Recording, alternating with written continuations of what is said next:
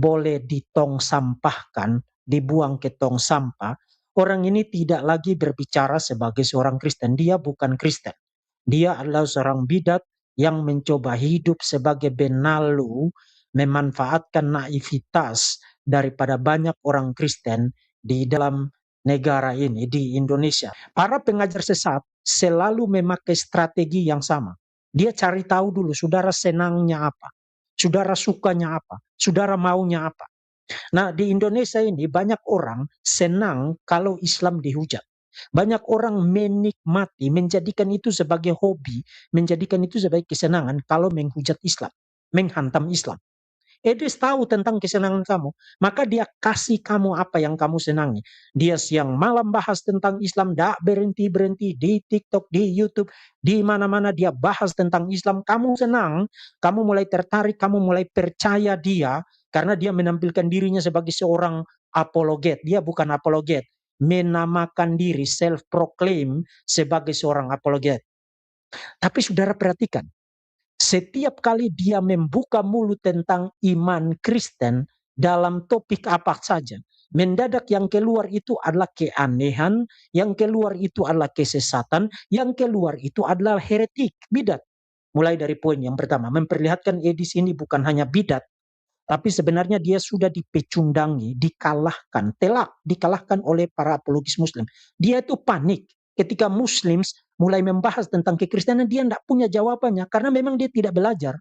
Karena dia tidak punya belajarnya dan karena dia tidak mau malu dan karena dia tidak mau repot-repot, dia setuju dengan mereka, kemudian dia hadapkan moncongnya dan menembak lagi orang-orang Kristen. Orang Kristen yang mengatakan tidak seperti yang saya katakan adalah orang gila. Kemarin ada foto Habib-Habib, gue turunin semua. Jadi masalah tuh. Oh iya, kemarin tuh. Serem banget. Habib apa sih? Habib Rizik, Habib apa di sini sebaik sekali Habib. Habib apa? Yang guru sekumpul. Oh, guru sekumpul. Terus kata si Bang Ang, kau turunin aja kok. Iya, karena pro kontra. Ada yang suka, ada yang enggak. Ada yang suka, ada yang enggak. Jadi supaya lebih enak lah katanya. Gue turunin lah terus. Aku sama Ustaz Wafi, banyak yang bilang, kok Jul jangan berteman sama penjilat habaib ini. Aku kasih nama Ustaz Wafi, lihat nih. Karena dikomplain ya, dia bilang kalau kok Jul nggak mau teman sama aku ya nggak apa-apa. Enggak, gila betul. Oke, ini kita mulai ya. Oke. Assalamualaikum warahmatullahi wabarakatuh. Iwan Villa semua di Hidayah Molar Center. Hari ini kita sedang bermain nih ya. Ini saya yang mendatangi kediaman Ko Halim, salah satu mualaf penggiat ya, penggiat pergerakan untuk membantu saudara-saudara mualaf kita ya, agar bisa menjadi mualaf yang kafah tentunya ya. Gimana kabarnya Niko? Alhamdulillah baik. Baik ya. Jadi bagi teman-teman yang belum kenal ya, jadi Ko Halim ini seorang mualaf juga. Sejak kapan kok? 2004. 2004, Masya Allah. Ya, Artinya sudah 21 tahun. Sudah lewat mualaf, harusnya sudah jadi muslim ini. Sudah muslim ya, sudah muslim, bukan mualaf lagi ya. Bukan mualaf lagi, nggak boleh bilang mualaf. Tapi kadang-kadang orang udah 50 tahun pun masih mualaf. Iya. Ya fenomena itu seperti itu. Di lapangan seperti itu ya. Di lapangan seperti itu. Oke, kalau boleh tahu nih kok.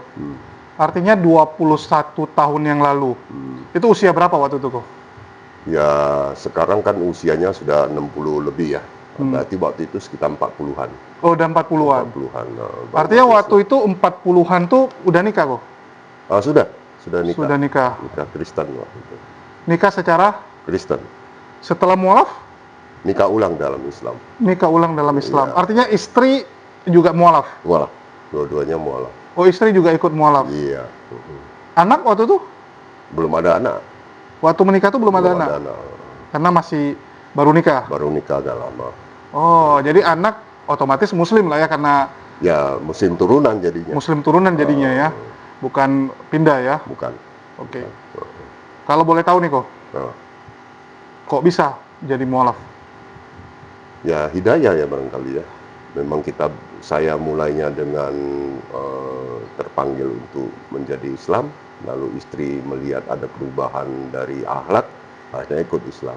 Oh, artinya Ko Halim yang duluan? Ya, saya duluan. Berapa lama selisihnya? 2 bulan.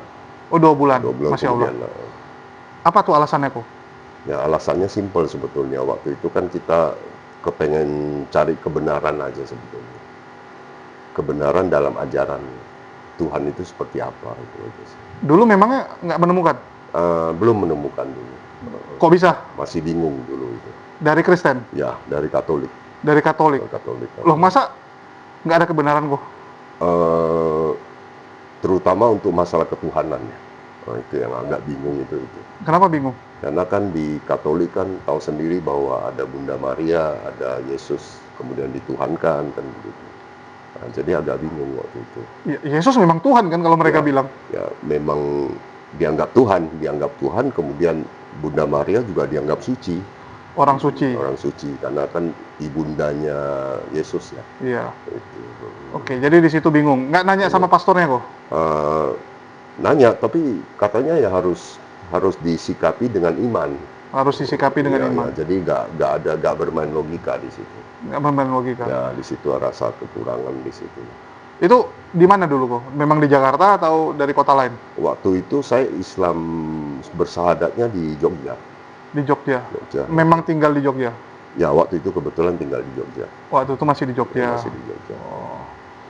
Kok bisa kok? Karena kan gini, kan Chinese kok ya. Ya, Biasa kan Chinese itu stigma untuk Islam agak kurang ya, apalagi pernah ada tragedi-tragedi yang membuat luka gitu. ya. Jadi kebetulan saya ini kan campuran. Oh, campuran kok? Campuran. Jadi kalau ibu saya ini pribumi. Oh, ibu pribumi. Bapak asli Cina. Bapak Cina, ibu Ya, pribumi mana nih? Pribumi Aceh malah. Oh, pribumi Aceh. Iya. Oh, pribumi Aceh. Iya. Jadi ibu dulu ikut bapak. Dua-duanya nggak beragama karena kawin campur kan, zaman dulu kan nggak boleh. Oh, karena kawin campur. Ya, Loh, kalau kawin campur artinya masing-masing agama masing-masing loh. Masa jadi nggak beragama? jadi kawin lari akhirnya. Akhirnya mungkin karena saling mencinta akhirnya tidak memilih agama.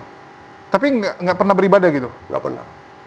Oh, orang tua nggak Nggak beribadah? pernah beribadah. Karena bapak saya juga ateis, nggak ada agama juga. Bapak ateis. Ya. Mama Mama, Mama Islam, orang Aceh biasa Islamnya kuat. betul. Tapi ini kan mungkin karena pengaruh itulah makanya mereka lari dari Aceh pindah ke satu daerah.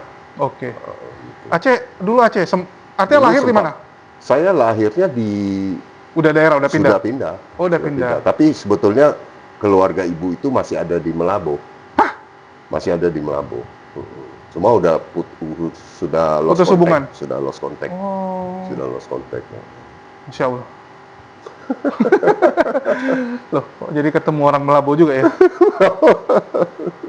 Oke.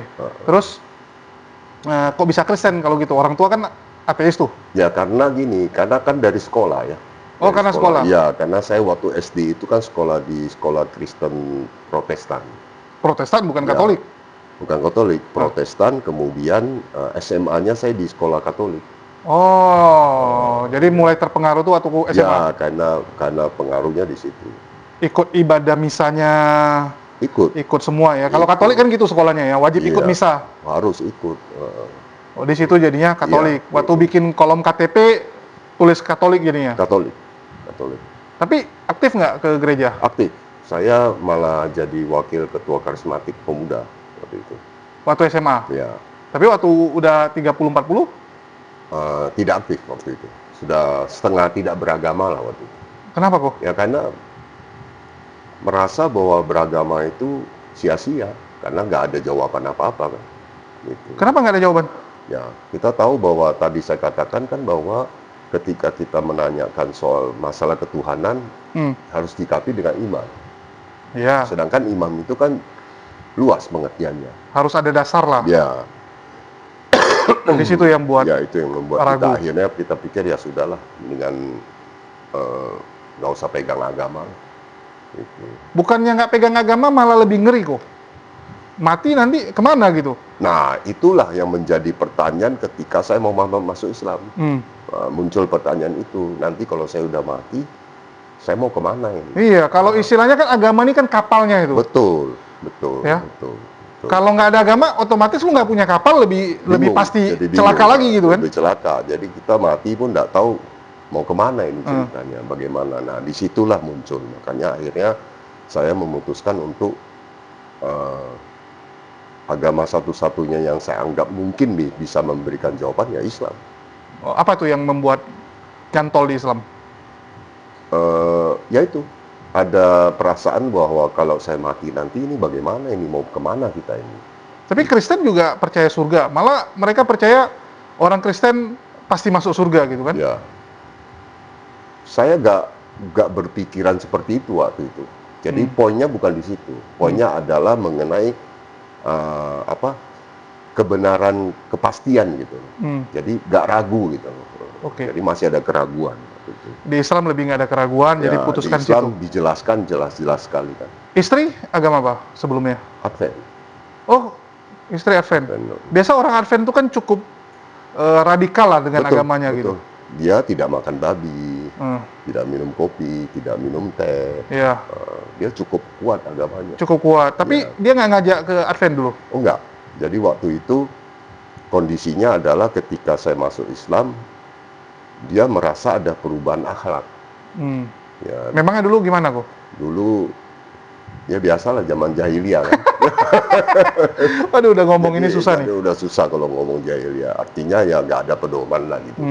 Tapi dia nggak pernah ngajak kok, mana tahu dengan masuk Advent jadi berubah juga gitu. Enggak, karena gini, Katolik dan Advent nggak pernah cocok. Nggak pernah cocok. Iya, karena Katolik itu kan ada Bunda Marianya, Iya. Advent kan tidak. Jadi memang nggak ada kesesuaian lah. Oke, Akhirnya jadi kita memang jalan masing-masing.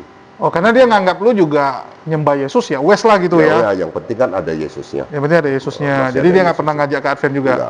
Nggak pernah ajak ke Advent. Waktu mau mualaf itu ngomong dulu atau setelah mualaf baru ngomong? Ngomong dulu.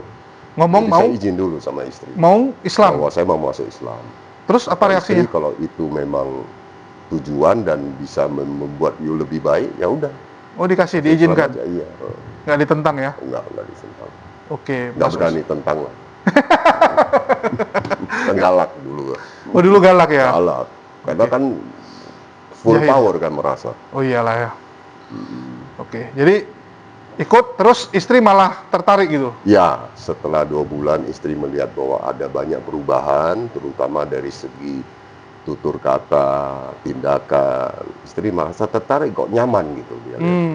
Dia langsung mengatakan bahwa dia juga mau masuk Islam. Malah Masya saya Allah. cegah, Hah, jangan masuk Islam kalau Kenapa? hanya karena ikut-ikut. keinginan sendiri. Tapi ini harus betul-betul. Nah, dia bilang, oke, saya mau masuk Islam. Masya udah. Allah. Diislamkan. Islam kan Di Jogja juga. juga. Di Jogja juga. Iya. Artinya kalau anak itu udah memang ini ya, Anak sudah memang keturunan Keturunan ya. Keturunan. kalau boleh tahu nih kok. Ini dulu saya kalau dengar Ko Wendy ya, dia bilang waktu dia survei sama Ko Stephen, itu biasanya tuh yang anak-anak dari mualaf itu gantung, apalagi Chinese. Karena dia kalau masuk sekolah negeri, walaupun dia Muslim, dia kan beda suku gitu. Karena dia sipit, mungkin kena rasis dan sebagainya, itu bisa buat dia goyang. Kalau anak sekolah di mana kok? Jadi begitu anak sekolah TK, kami udah cari sekolah Islam. Sekolah Islam. Iya, langsung Terus? sekolah Islam sampai sekarang. Sekolah Islam. Perlakuan gimana? Nggak ada masalah, nggak ada cerita seperti itu. Nggak pernah ada cerita Nggak gitu ada ya? cerita seperti itu. Ya. Kalau zaman sekarang lebih baik kok. Kalau zaman Ya. dulu dibilang agak masih inilah. Mungkin ya, zamannya Ko Stephen mungkin ya. Iya, tahun zaman-zaman Ko Stephen dulu. 2000-an ya. Ya, dia bilang banyak kasus yang mereka tangani itu dulu para mualaf, malah anaknya yang murtad, Oh, alhamdulillah kami nggak ngalamin itu. nggak mengalami. Anak, Malah anak saya ketika suatu saat dia malah minta pakai jilbab. udah pakai Mau jilbab. sendiri. Jadi nggak Waktu disuruh. umur berapa tuh? Begitu mau masuk sekolah. Masuk sekolah SMA? Masuk sekolah, bukan, masuk sekolah SD. SD, masih SD, kecil. ya, masih kecil. Anak saya masih kecil. Sekarang baru SMP kelas 1. Sekarang SMP kelas Karena 1. terlambat punya anak. Ya. Oh, karena telat nikah kok? Ya, telat nikah, telat punya anak juga. Oke. Terus, itu kisah mualafnya. Terus kenapa bisa jadi penggiat para mualaf nih sekarang kok? Aktif untuk membantu mualaf-mualaf yang lain? Ya, karena dulu waktu kita mualaf ini kan belum terperhatikan mualaf ini. Terperhatikan gimana tuh kok? Jadi dulu itu saya belum menemukan yang namanya mualaf center. Zaman Koko? Zaman saya, tahun 2004. Dulu mualafnya di mana jadinya? Di Jogja. Nggak, tahun di masjid 2004. atau di mana? Dimualafkan oleh seorang habaib di Jogja. Oke. Waktu itu yang hadir malah dari Kanwil Agama, yang hadir itu bimbingan agama ya, agama Islam. Ada Persis juga di situ, ada Muhammadiyah, ada NU. Oke. Disadarkan oleh ya Habib tersebut. Gitu. Terus kenapa nggak diperhatikan? Maksudnya gimana tuh, Ko? Dulu itu yang namanya mualaf ya harus belajar di masjid. Tidak ada arahan khusus.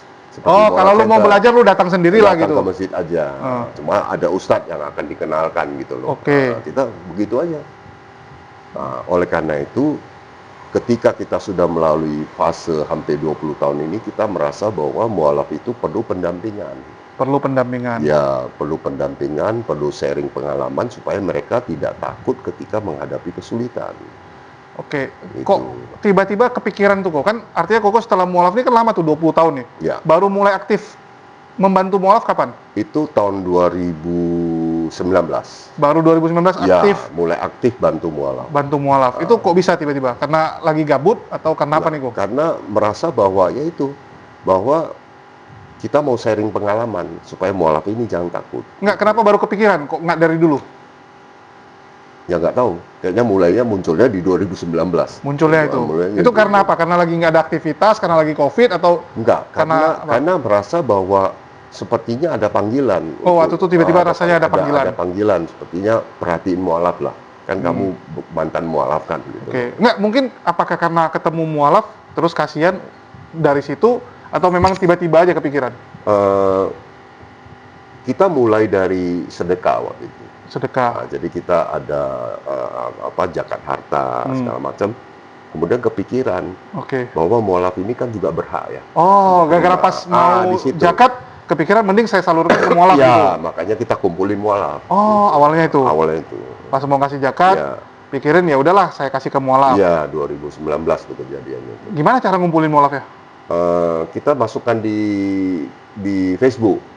Ditulis. Kan di komplek perumahan ini kan ada Facebook yang khusus ya, daerah sini. Oh, di sini, Kayak tempat Koko portal tinggal, gitu. ya. Nah, kita tulis di sana. Tulis bahwa gimana? kami akan memberikan zakat harta dan sedekah untuk mualaf. Silakan mualafnya daftar. Oke. Nah, Ada yang daftar? Ada daftar, ada sekitar waktu itu ada sekitar 10 apa 11 kalau nggak salah. Masya Allah. Nah, kita lihat suratnya jelas, orangnya jelas, ya udah kita Sumbangin ke situ. sumbangin ke situ. Terus? Ya itu terus berlangsung. 2019, 2020, 2021. Oh, jadi agenda tahunan. Agenda tahunan. Oke. Alhamdulillah gitu loh. Terus itu kan agenda tahunan. Tapi kan Koko belakangannya aktif juga tuh ngurusin mualaf. Ya. Itu sejak Setelah kita sudah dekat dengan mualaf, kita jadi tahu ada permasalahan di mualafnya. Apa Karena itu? apa? Dia mualaf tapi KTP-nya belum Islam. Banyak tuh. Banyak yang masih agama asal. Oke. Nah, kita berpikir ini kayaknya mereka harus dibantu. Nggak, kenapa alasan mereka nggak ganti biasanya?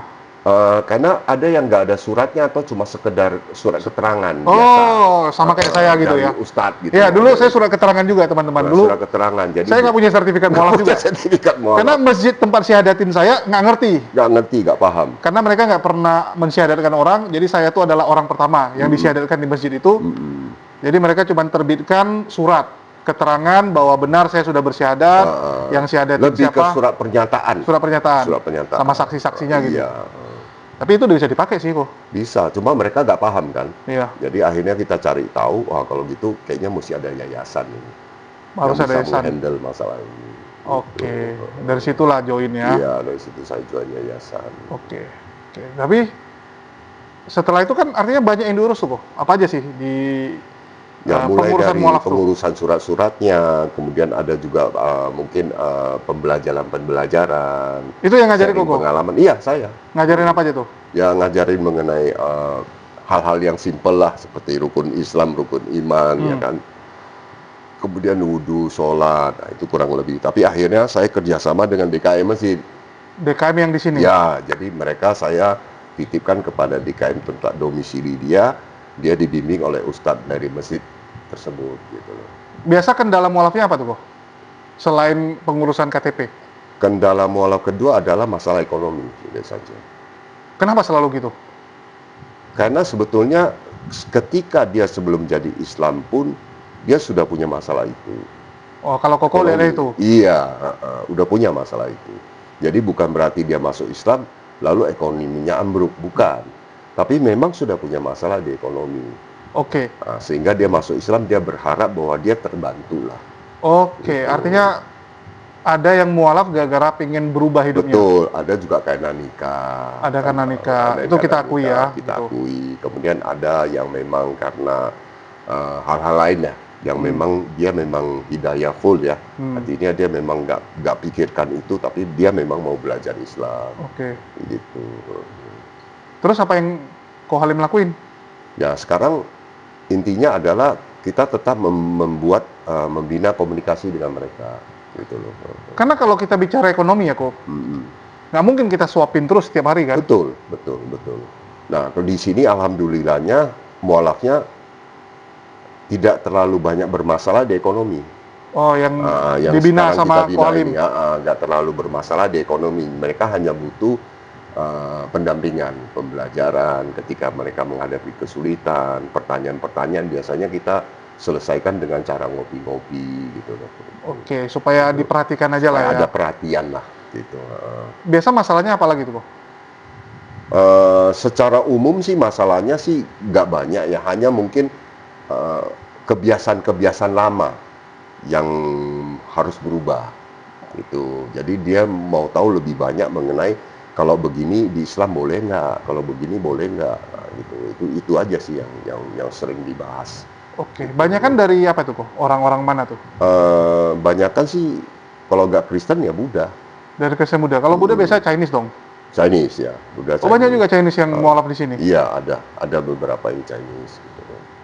Gitu. Jadi kadang-kadang ya masalah ini ya, dulu hidupnya gini, tiba-tiba di Islam kan banyak syariat. Betul. Dia takut pelanggar ya. Makan babi atau keluarganya yang masih makan babi itu bagaimana harusnya kan gitu kan. Jadi ya kita berikan beberapa cara-cara yang sesuai syari aja. Kita Pandangan kasih juga tahu ya. harus begini ya kan. Itu juga harus hati-hati, nggak boleh terlalu arogan ya kan. Gitu. Jangan begitu masuk Islam terus jadi aneh kan.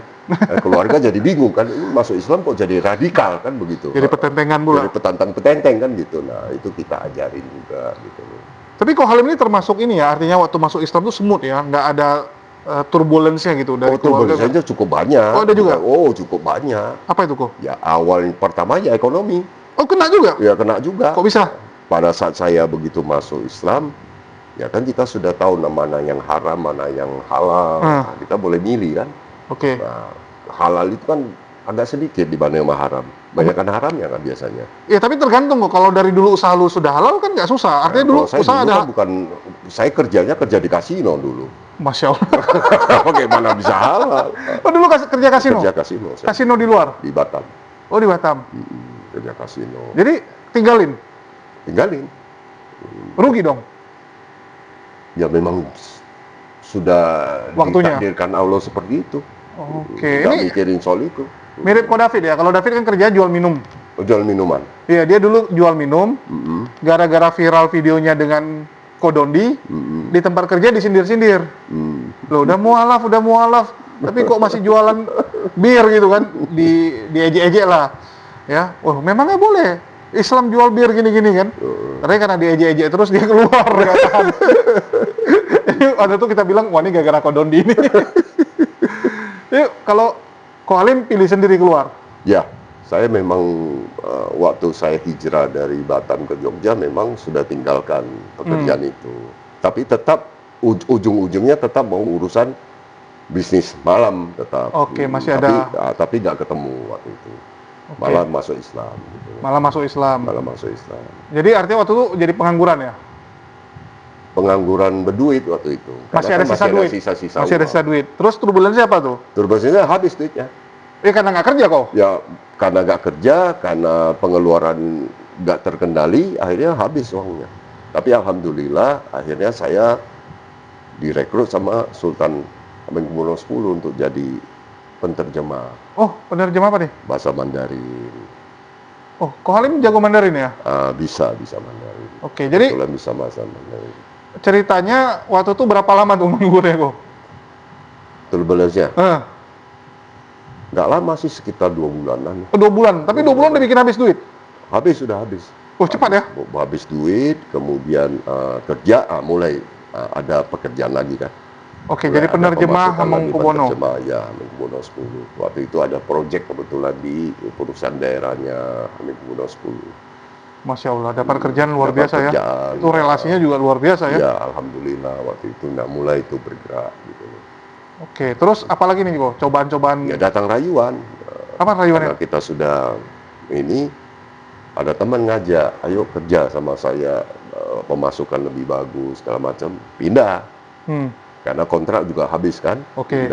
Pindah ternyata mau masuk lagi ke dunia ya nggak benar. jahiliyah. Oke, Tapi jadi- alhamdulillah masih bisa berbalik.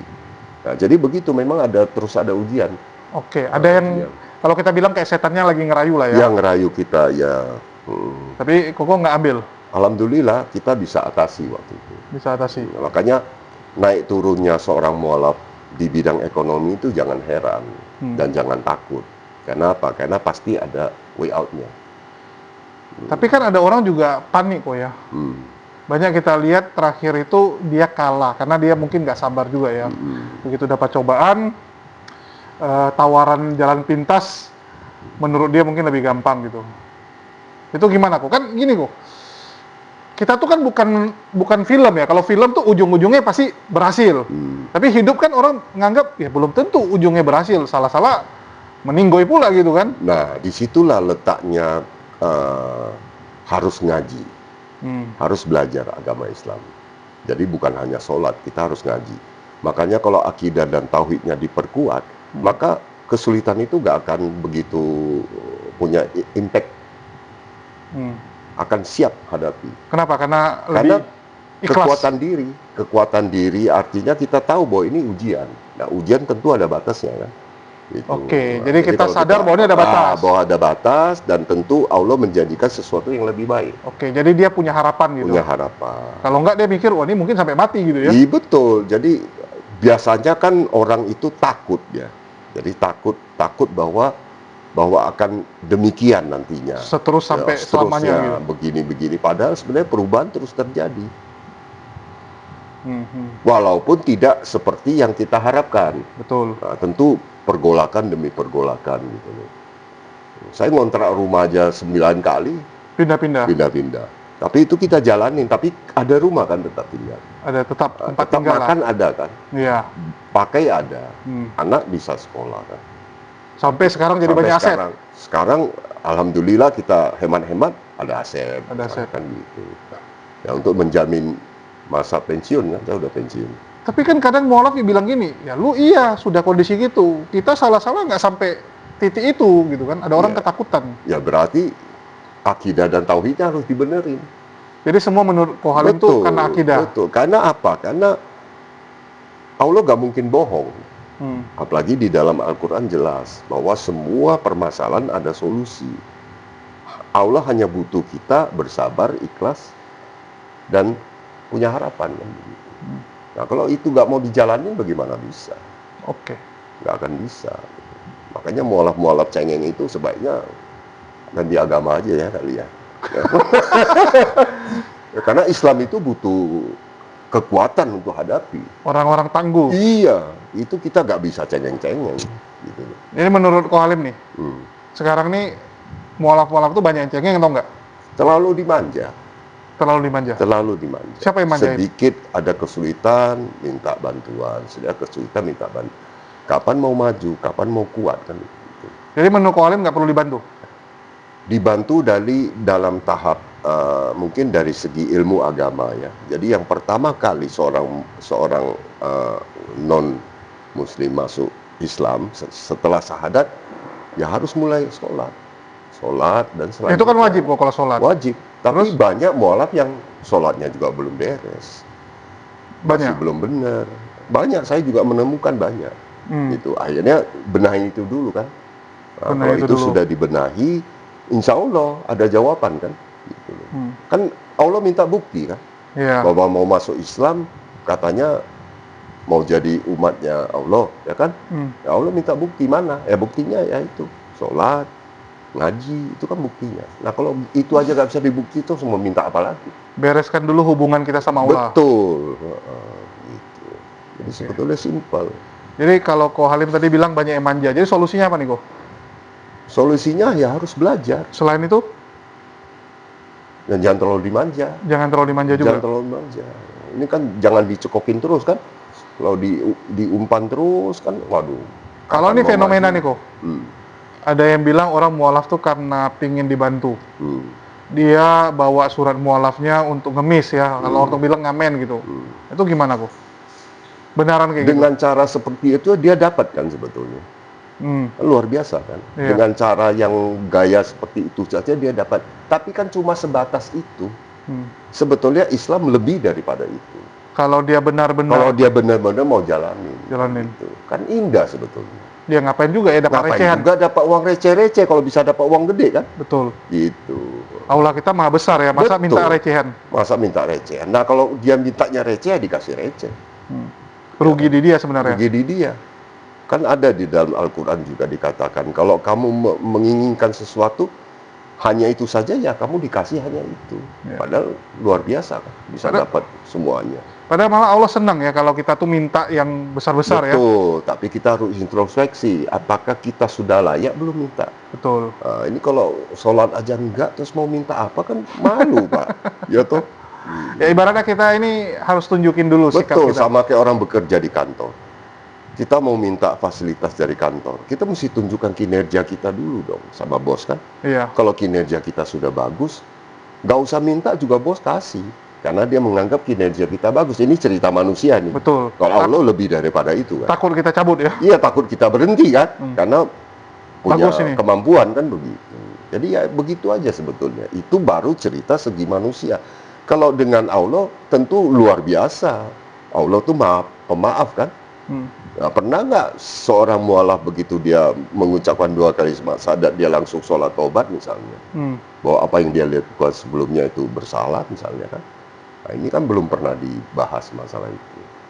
Jadi menurut Ko Halim baru mualaf itu bagus harus sholat taubat ya. Harus sholat taubat karena memang apa yang dilakukan selama ini kan mungkin tidak benar. Ini kan ibarat kata merayu Allah kan. Bukan mandi wajib Mandi tetap ya? wajib itu wajib. Harus tambahin sholat taubat. Sholat taubat kan cuma 2 rakaat. Tapi mereka bilang bukannya mualaf itu dosanya sudah diampuni mulai dari nol gitu. Betul, itu kan bonusnya untuk kriteria mualaf yang melaksanakan 5 rukun Islam, gitu.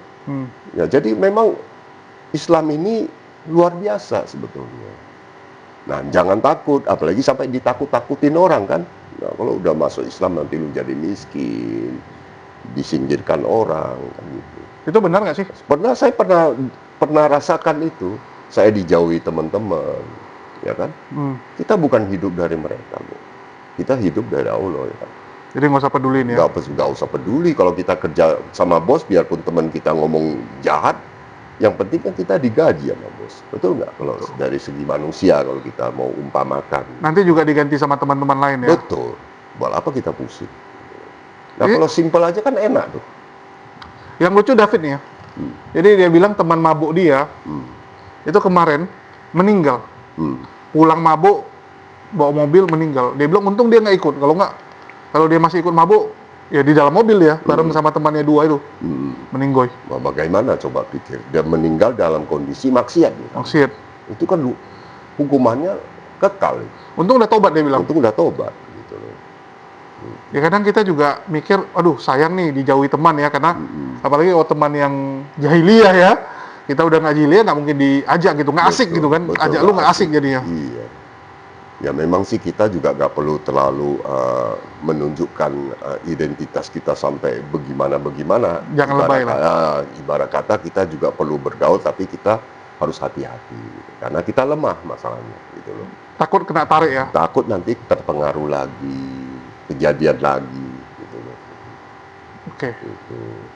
Terus apa nih kok yang lagi dikerjain nih untuk para mualaf sekarang? Ya kalau sekarang saya punya channel namanya Ko Halim TV. Ko Halim TV. Saya muncul setiap jam 7 pagi di hari Senin, Rabu, dan Jumat. Oh ada jadwalnya kok? Ya, itu hanya menyampaikan sedikit sharing pengalaman, kemudian sedikit mengenai hal-hal yang terkait dengan hal-hal psikologi umum, kemudian ada sedikit isi mengenai mengenai ilmu agama gitu. Nah, itu yang saya lakukan sekarang Itu untuk channel. untuk channel Ya ya. jangan lupa ya teman-teman ya, Kohalim TV ya. Kohalim TV ya. Linknya kita taruh di deskripsi. Oke. Ya jangan lupa mampir untuk melihat bagaimana nih Kohalim nih ya, Ya, memberikan nasihat setiap hari Senin. Sebetulnya bukan nasihat lah, Oh, kita iya. sharing-sharing aja. Kadang-kadang Sharing-sharing juga kita berpikir kalau dakwah itu kan nggak harus ulama ya, Iya, harus ulama. Ya. Kita mampu yang kita sampaikan gitu.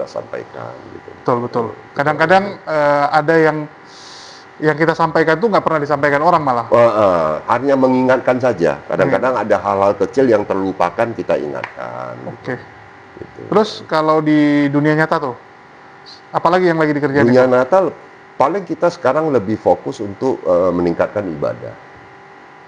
Ya sebetulnya kalau kita bicara kesibukan hari-hari kan saya sudah pensiun ya. Oh, udah pensiun Berarti ya. kan sudah tidak ada banyak kegiatan. Berarti kita mungkin lebih ada waktu untuk ibadah. Misalnya sholat tahajud, sholat duha, itu kita coba pertahankan supaya istiqomah. Itu. Itu aja.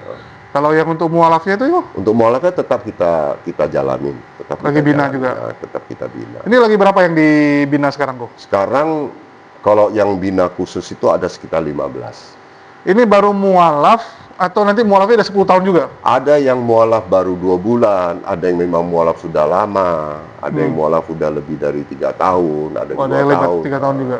Tapi lebih banyak sih, ada beberapa yang mualafnya melalui kita, jadi mungkin ada sekitar 10 Yang mualaf melalui? baru, yang mualaf baru. Melalui Kohalim. Baru 2 bulan, 3 bulan ya. Itu yang syahadatin siapa? Kami yang sadatin. Syahadatin. Jadi saya minta juga ustadz setempat untuk sama-sama sadatin. Oh. Saya keluarkan suratnya supaya dia mudah ya untuk Oh ya, perubahan melalui yayasan KTP. itu ya. Iya, gitu. Artinya banyak yang mualaf ya di sini. Ya lumayan. Jadi dari tahun 2023 sampai 2025 itu ada penambahan Islam itu sekitar 15-an. Yang sama Kohalim. Yang sama saya. Itu mereka taunya dari mana, Bu? Ya mereka mau masuk Islam kemudian diarahkan. Nah, cari mualaf center saja katanya. Oh, cari mualaf center. Karena bisa sekalian surat-suratnya kan. Diarahkan sini. Ya diarahkan gitu. Oke, artinya memang gara-gara mereka yang cari info ya. Ya mereka cari info dan ini kan nggak pakai sales kita kan. Nggak pakai sales ya. Tapi Google Map ada? Hah? Di Google ada tulis nggak ya? Tulis apa? Mualaf center gitu, alamat gitu nggak? Kebetulan mereka sudah tahu. Oh, mereka sudah tahu. Sudah tahu.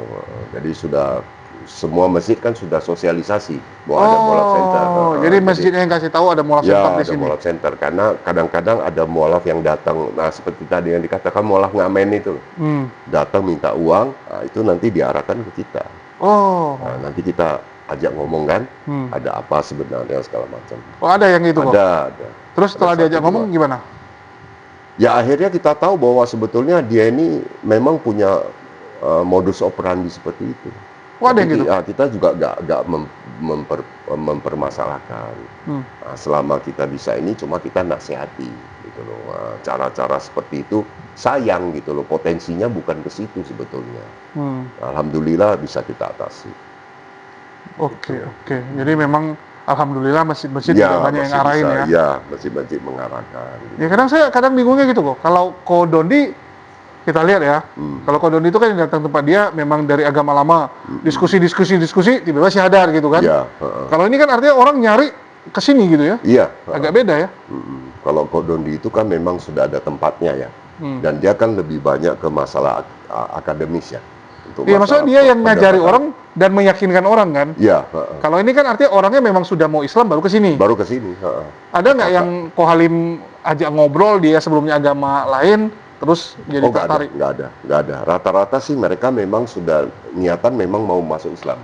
Oke. Nah, baru kita urus syahadatnya. Belum temuin yang itu Kohalim yang ngajarin. Belum ketemu. Pernah ketemu di bus sekali. Tapi belum sempat syahadat. Jadi Dia ketemu agama di lain? bus, di agama lain. Ngobrol-ngobrol panjang lebar. Saya udah nyampe duluan. Di tempat tujuan. Jadi nggak sempat syahadatin waktu itu. Tapi dia mau syahadat? Sepertinya mau syahadat. Nggak minta nomor? Minta nomor tapi akhirnya dihubungi udah susah. Oh. Udah susah. Ya kita doain benaran syahadat lah ya. Kita doain moga-moga beliau dapat jodoh lain ya untuk bisa bersyahadat gitu. Oke. Lucu juga ya. lucu memang, pengalamannya lucu. Jadi sama kalau ngurus mualaf ini, enak atau enggak sih? Coba aja. Soalnya kalau saya pengalamannya pusing yang banyak tuh. Kok Julius juga boleh coba kan? Ada sih kok, cuman banyakan pusingnya. Betul. Karena saya tipikal yang malas ngajarin orang kok. Saya ngajarin ABC, kalau orang yang nggak mau dengar saya tinggalin. Ya. Jadi saya bukan tipikal yang sabar ngajarin itu. Maksudnya saya cuma mau ngajarin kalau orangnya mau belajar. Kalau yang agak-agak bandel-bandel saya cuekin gitu. Karena kan jadi kayak ngajar anak-anak jadinya kan. Betul. Ya kalau diajarin, kalau dia mau, kalau diajarin dia nggak mau juga terpaksa kita tinggal kan. Ada juga di sini begitu, diajarin nggak mau. Tapi alhamdulillah akhir-akhirnya dia mencari sendiri. Nah, mungkin ini fase ya. Fase mualaf itu kan kena fasenya juga. Dulu aku pertama kali ngurus mualaf nih kok ya. Sharing nih teman-teman ya. Jadi waktu itu dari almarhum Ko Stephen ya. Dari almarhum Ko Stephen oporin satu mualaf Chinese. Ibu-ibu. Oke, kupikir ada masalah apa, rupanya ekonomi gitu kan. Rupanya anaknya tuh hutang sana sini. Anaknya hutang sana sini, terus ibunya yang pusing. Ya, ibunya pusing. Terus ku bilang ya udah jual aja motornya kan, untuk bayarin hutang gitu, daripada karena ada pinjam sama ini koperasi ya, rentenir yang harian gitu, dikejar-kejar tiap hari kan bikin lu sakit kepala. Aku bilang ya mau nggak mau lo harus jual barang lah. Ya, harus jual barang, daripada lu gali lubang tutup lubang nggak akan selesai. Ya kita bantu, tapi kan nggak mungkin kita yang lunasi semua kan, kita bantu. Cuman saya saranin jual motornya. Oke. Terus dia jualin motornya kok. Ibu ini jualin motornya. Setelah jual motor agak beres tuh, tenang selama beberapa minggu. Muncul lagi masalah lain. Anaknya hamilin pacarnya. Masya Allah. Ya. Terus ibunya yang harus beresin lagi. Aku udah bilang kita tuh di Islam tuh diajarkan tegas. Kalau anak itu udah diajarin nggak bisa, ya harus dikerasin gitu kan. Lu jangan dikit-dikit ngalah sama anak lu gitu, karena anak lu dibikin masalah terus. Ya udah dia bilang iya kok nanti saya akan gini. Kita udah nasihatin apa yang harus dilakuin. Tapi pokoknya kita nasihatin apa nggak ada yang dilakuin. Nggak dilakuin kita bantu lagi. Terakhir pokoknya udah yang ketiga kali saya nasihatin nggak mau diikutin, ku tinggal gitu aja, malas gitu. Ya, memang sih ini agak dilematis ya. Kalau seorang ibu itu kan artinya bagaimanapun sangat sayang sama anaknya. Iya, tapi kan gara-gara itulah sebetulnya dia juga akhirnya jadi punya andil untuk merusak anaknya. Betul. Itu banyak yang terjadi seperti itu. Di Medan kompleks saya kok, itu waduh kacau. Nyokap saya punya teman, kawan dia sarapan, anaknya ngebunuh mantan pacarnya. Nah, bayangin. Jadi mantan pacarnya pacaran sama temannya juga. Jadi si anaknya kan cowok, mantannya yang cewek pacaran, udah putus sama dia, pacaran sama kawan mereka juga, kawan satu grup, main ke komplek sehingga rumah dia dibunuh. Masya Allah. Dibunuh, cewek sama cowok. Mamanya begitu pulang terkejut, mati. Mamanya bantu untuk buang mayatnya. Masya Allah. Karena untuk mau melindungi anaknya. Untuk melindungi anaknya. Ya udah masuk. Mamanya ikut masuk penjara. Ikut masuk penjara, betul. Ya memang sih ini namanya kalau zaman dulu dibilang kan salah asuhan ya. Salah asuhan ya. Salah asuhan ya. Jadi memang di Islam juga sangat ditekankan bahwa peran anak, peran orang tua jelas di dalam Al-Quran. Makanya kalau pakai Al-Quran sebagai pedoman, insya Allah beres. Gitu. Karena udah ada batasnya antara anak dan orang tua harus bagaimana, orang tua terhadap anak bagaimana. Kalau itu diikuti, insya Allah beres. Iya. Gitu. Dan kalau apapun ya udah lepas jadinya ya. Kita udah lakuin bagian kita. Iya betul. Termasuk masalah warisan kan? Iya. Hanya di Islam saja diatur warisan secara tegas. Berapa bagian ya kan? Betul. Jadi gak ada keributan.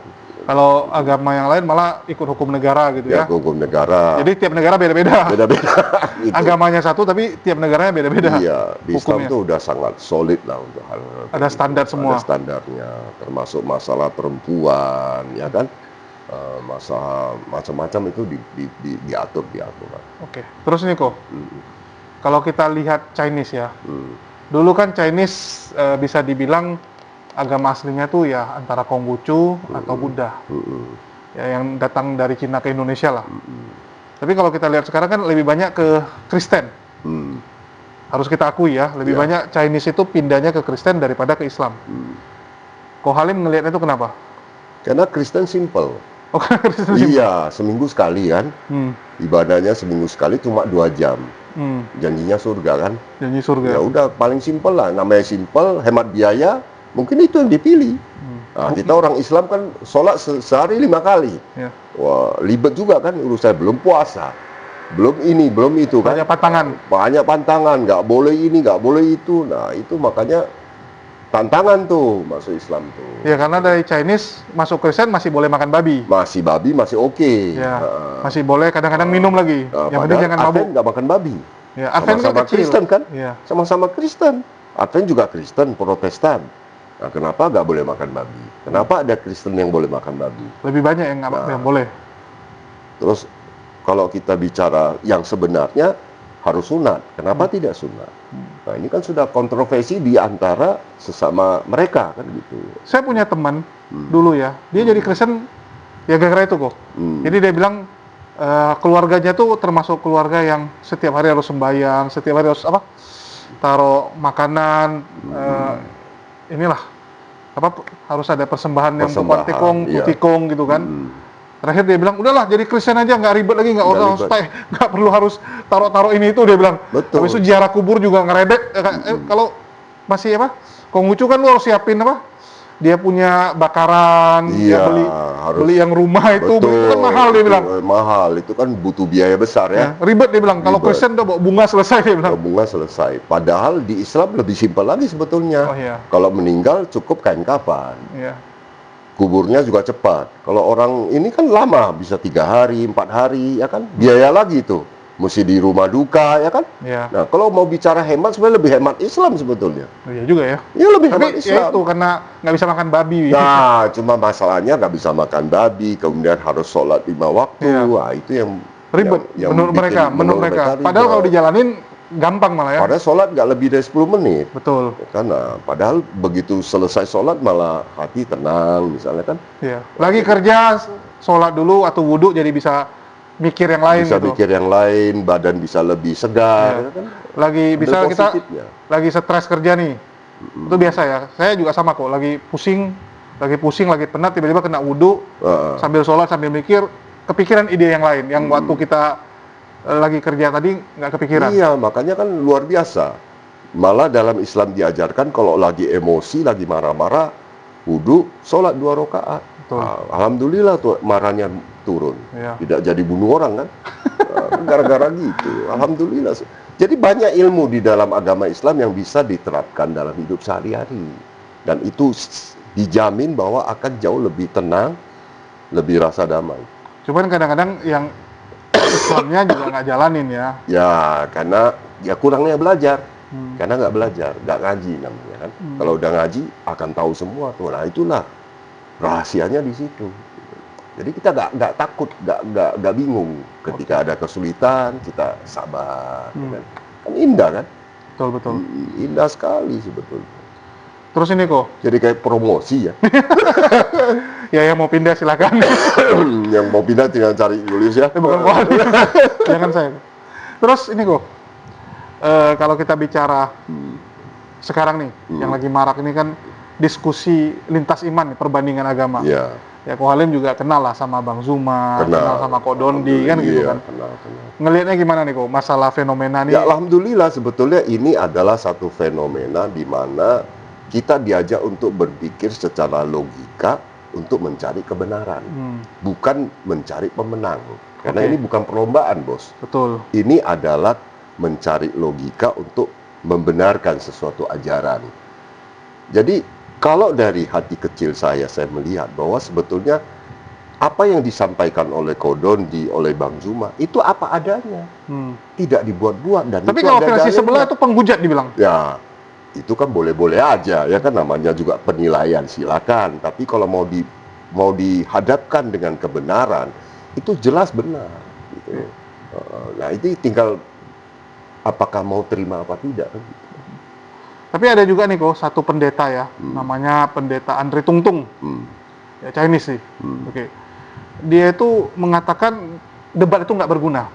Karena menang jadi arang, kalah jadi abu. Saya bingung nih, kamu mau berantem atau mau diskusi gitu?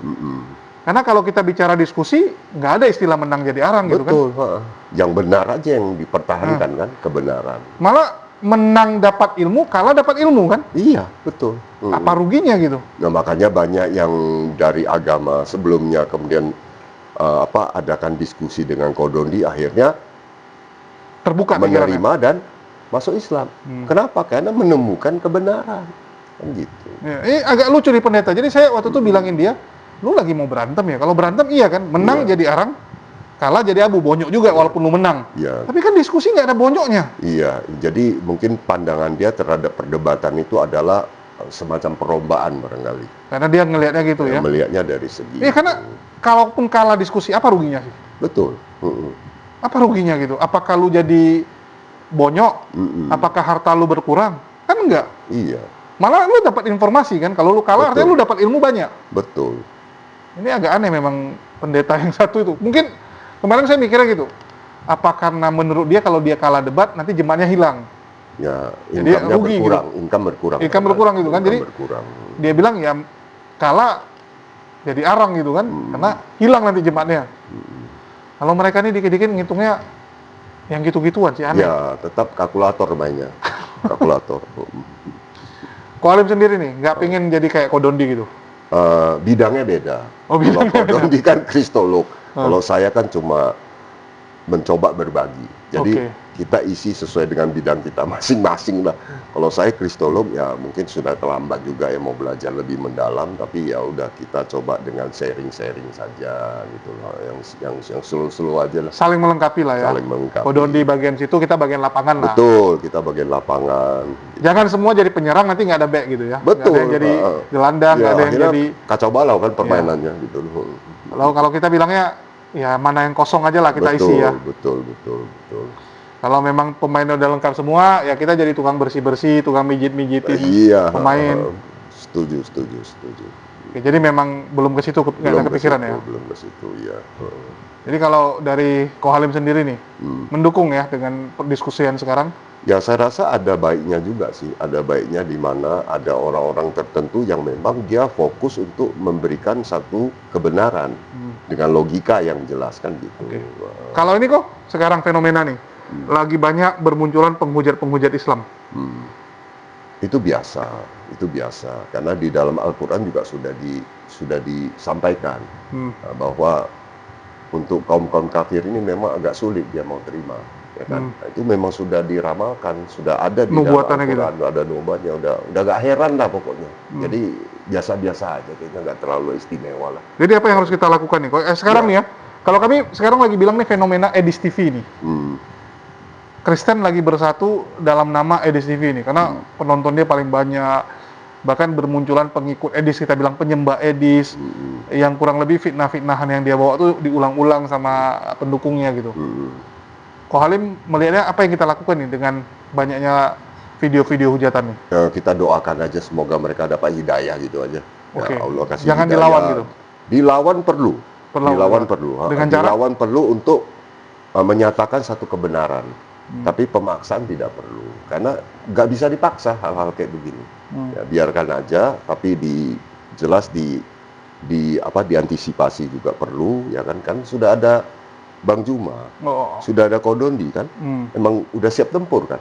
Ayo silakan, kalau memang mereka siapkan gitu, kan serahkan kepada mereka aja ya. Serahkan pada mereka saja. Kalau kita ya dukung aja lah ya. Kita dukung dengan doa. Apa perlu kita nonton nggak? Nggak usah nonton gitu. Perlu juga kita tahu biar kita lebih banyak wawasannya kan. Kita jangan jadi kuper ya, kurang pergaulan kan. Kita perlu tahu juga perkembangan sekarang ini. Gitu. Oke. Mungkin itu aja. Ada lagi nasihat nggak untuk para penonton? Pada intinya Islam ini adalah satu kebenaran yang masuk logika dan harus dipelajari lalu diterapkan. Harus diterapkan. Nah, kalau sudah diterapkan, dipelajari, diterapkan, maka nanti akan lihat hasilnya. Insya Allah akan lebih baik hidup, gitu. Untuk hidup ya? Kan nggak lama kan? Nggak lama lah. Kita juga dipanggil kan? Ya semua nunggu giliran. Ketika dipanggil, apa yang kita bawa? Amal ibadah kita. amal ibadah kita. Nah, kalau nggak punya amal, gimana? Mau minta balik lagi? Karena ada kejadian minta balik lagi, nggak bisa lagi, udah nggak bisa balik. Wah, nggak bakal bisa balik. Nah, itu harus siap-siap. Harus siap-siap ya. Harus siap-siap. Karena kita nggak tahu sampai kapan kita di Ya, dunia. bisa aja besok kita dipanggil, bisa aja sebentar lagi kita dipanggil. Kan banyak peristiwa seperti itu. Tiba-tiba soalnya Tiba-tiba baru kemarin ngobrol baik-baik, tahu-tahu sudah dipanggil. dipanggil sama Allah untuk menghadap. Dan kita siap-siap. Masya Allah, luar biasa. Ya mungkin itu aja Iwan Villa Ya, terima diskusi kasih. kita karena Ya. sudah malam juga guys. Luar biasa nih jam 1:30 malam. Ya, makasih buat teman-teman semua yang udah nyimak dan jangan lupa mampir ke Kohalim TV ya. Ya, Deskripsi, linknya sudah saya taruh di deskripsi. Sekian dari kami, makasih buat semuanya. Di akhir kata saya ucapkan wassalamualaikum warahmatullahi wabarakatuh. Sampai jumpa di lain kesempatan. Waalaikumsalam Makasih. warahmatullahi wabarakatuh.